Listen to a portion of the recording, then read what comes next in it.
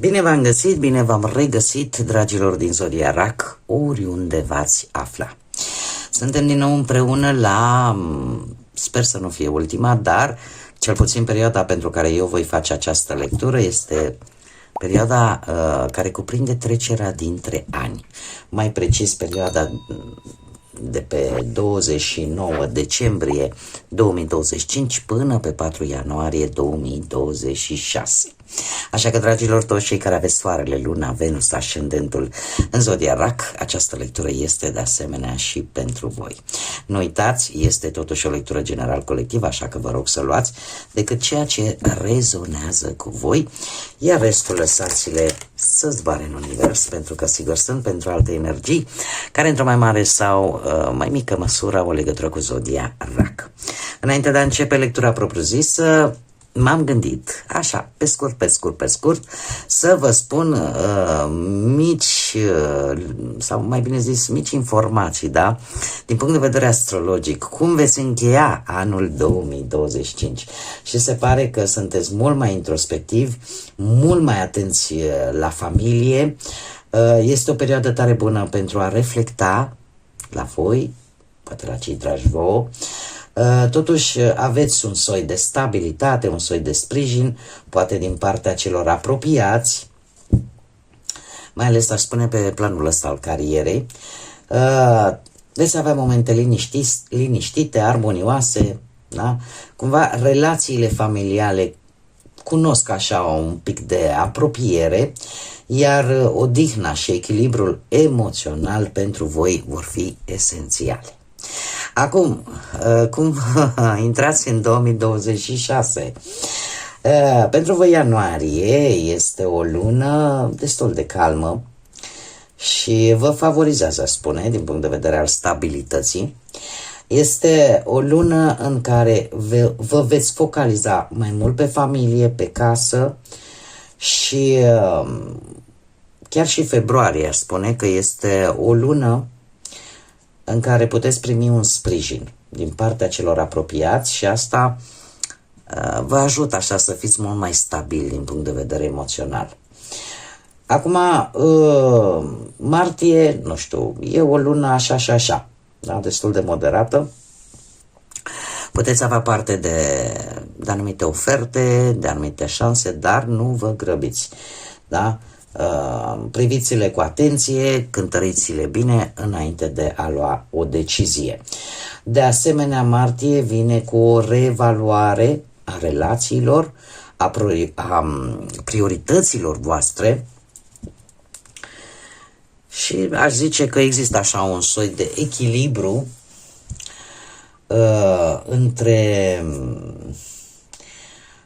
cum să zic eu, între muncă și viața voastră personală. Acum, prima jumătate, așa, general, prima jumătate a anului 2026, pentru voi, dragilor, din punct de vedere general, vine cu multă introspecție și cu o mare atenție la familie. Pe partea asta a carierei, aș spune că veți avea parte de momente bune pentru a vă consolida din punctul ăsta de vedere al carierei și, desigur, primiți sprijin în mare parte din partea celor apropiați vouă. Acum, dacă vorbim de dragoste, de relații, de partea asta sentimentală, și prima jumătate a anului este un moment destul de favorabil pentru a întări cumva relațiile de familie sau chiar cu partenerul vostru. Așa, în general, da? O să vorbim despre ele atunci când voi face lecturile aferente pentru acest aspect. Dar acum haideți să trecem la tarot și să vedem ce aduce această săptămână de la Cumpăna dintre ani. Ce vine pentru dragii mei din RAC în săptămâna cuprinsă 29 decembrie 2025 și 4 ianuarie 2026. Să vedem.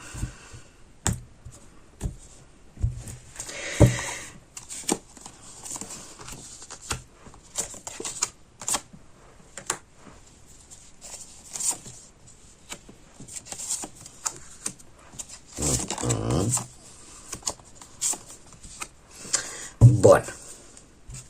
Situația voastră actuală, aș spune că nu știu dacă vă pregătiți de vreo călătorie, nu știu, ori călătorie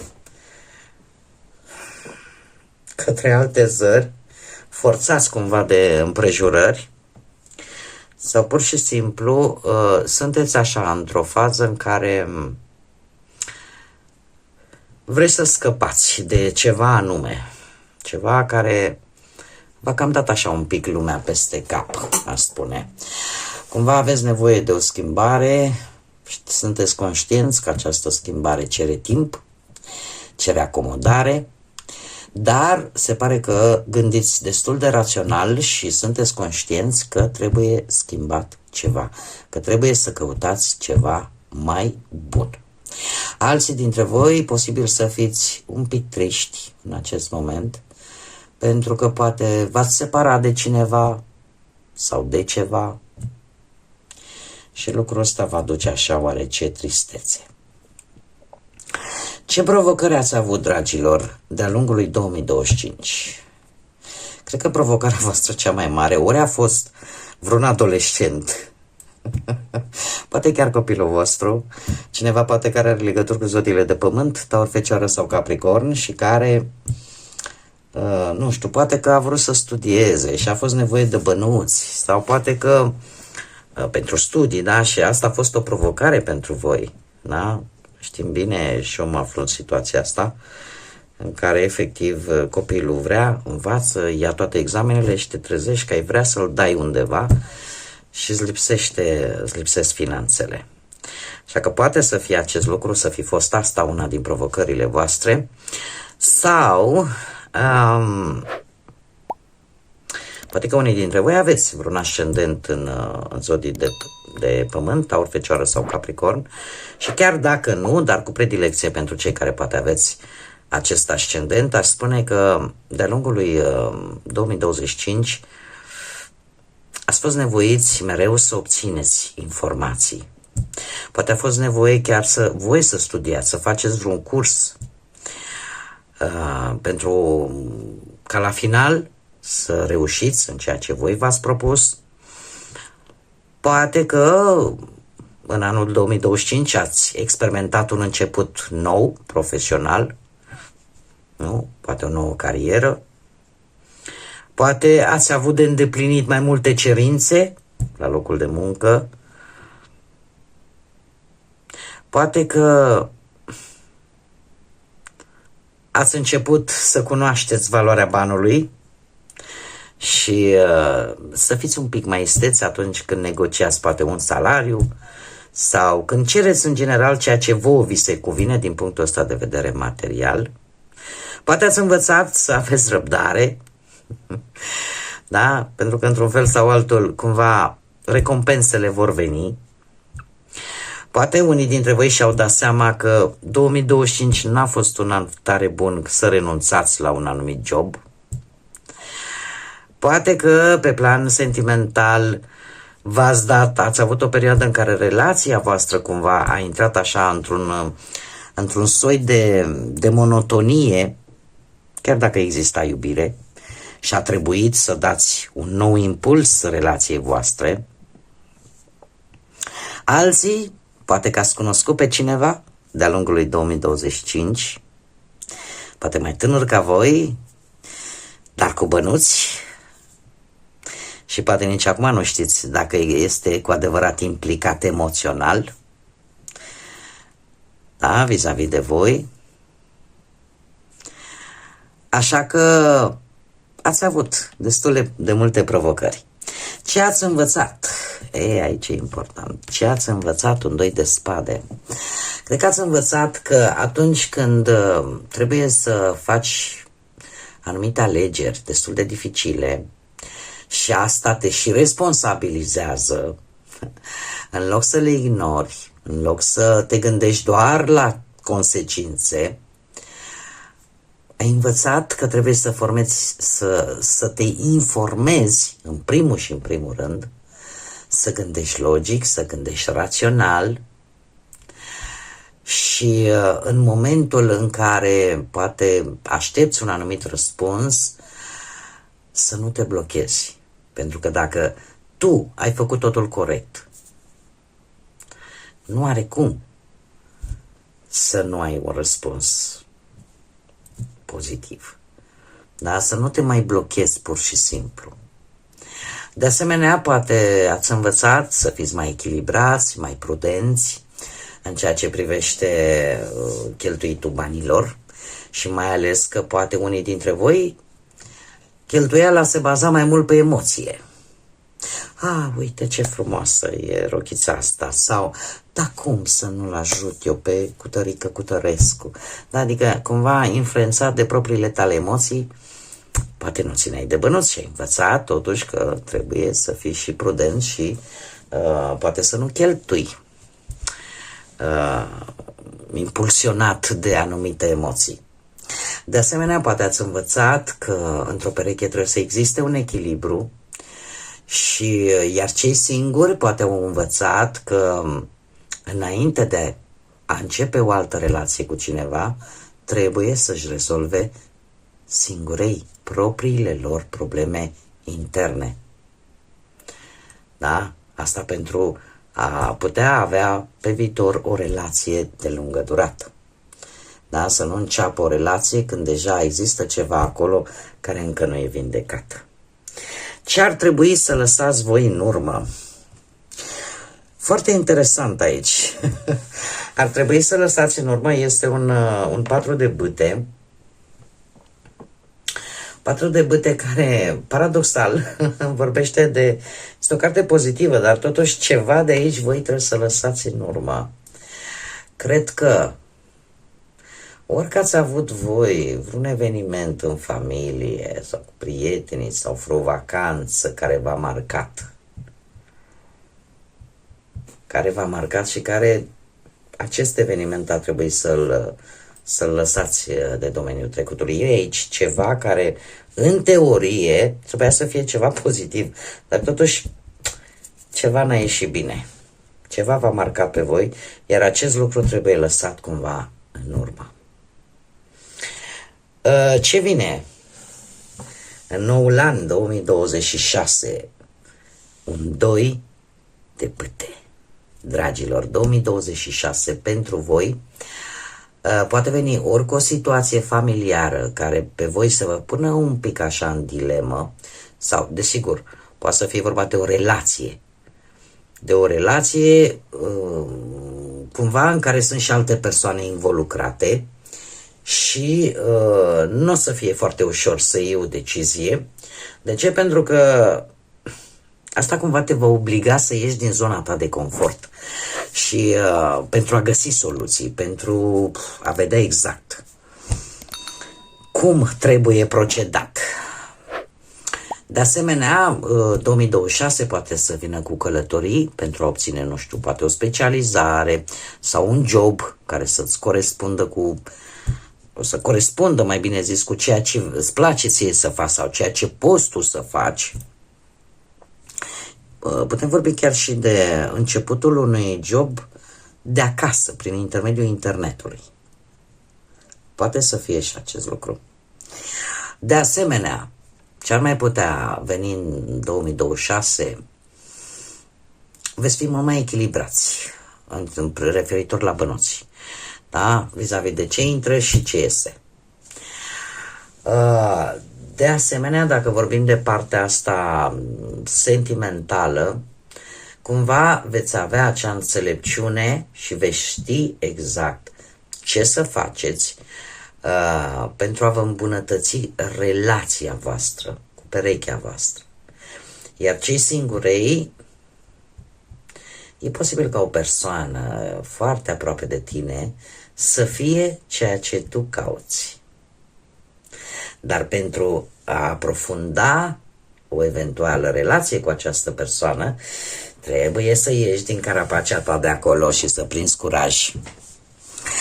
Care este sfatul cărților? Dragii mei, avem o regină de cupe care foarte bine vă poate reprezenta pe voi, sau desigur alte zodii de apă, rac, la fel ca voi, pești sau scorpion.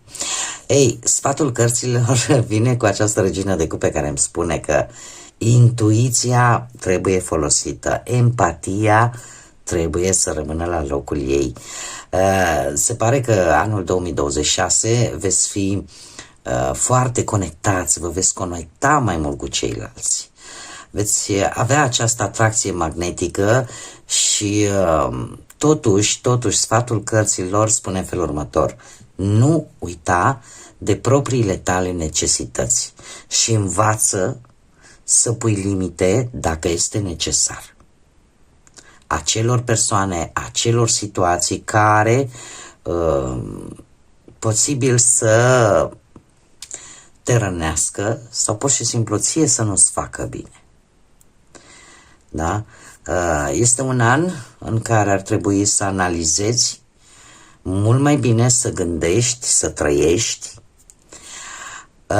Poate unii dintre voi în acest an veți dori să deveniți mămici, tătici, părinți.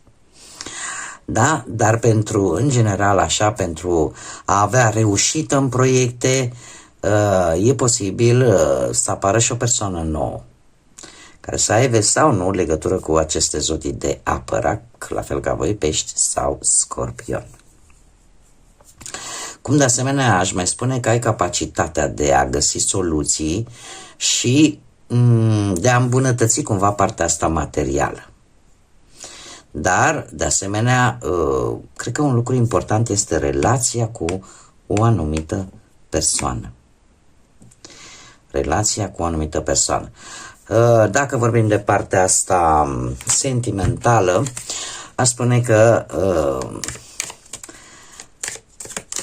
relațiile pot fi calme, emoțiile pot fi solide, profunde și chiar dacă veți avea parte de anumite tensiuni, aș spune că se pot rezolva.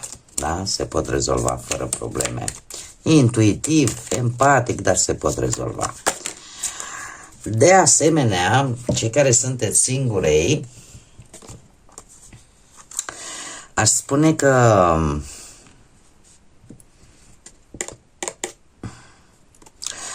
cei care sunteți singurei, ar fi bine în acest an să socializați. Să socializați un pic mai mult, asta e sfatul cărților, și cumva să vă lăsați așa ghidați de intuiția voastră și nu încercați să fiți ceea ce nu sunteți. Pentru că a fi autentic, se pare că pentru voi este cheia de a cuceri în acest an 2026. Acum, haideți să vedem ce mesaj divin avem. Cine ne-l aduce? Ciocănitoarea nordică. Ce ne spune această pasăre? Ce mesaj divin aduce? Se pare că noi ritmuri sunt pe cale să intre în viața ta acum. Se pare că ești încurajată să ai încredere și să te adaptezi.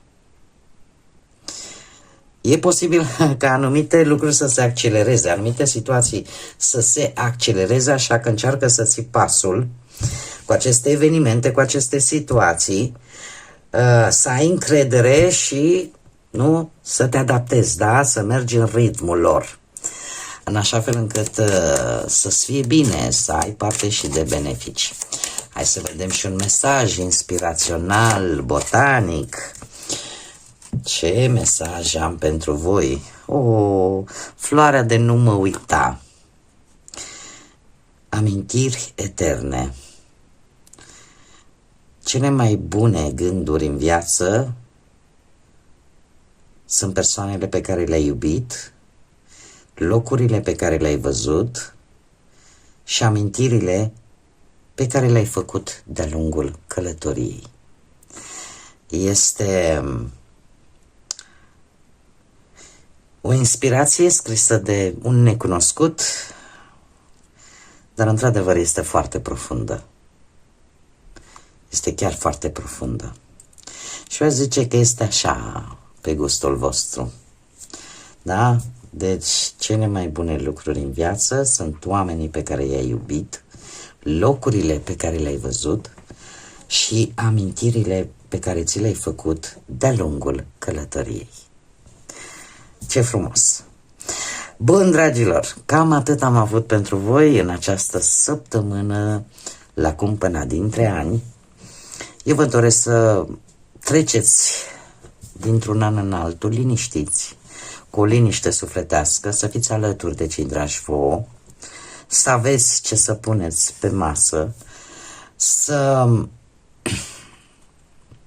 intrați în noul an 2026 cu energie pozitivă, cu optimism, cu dorința de mai bine și cu curaj.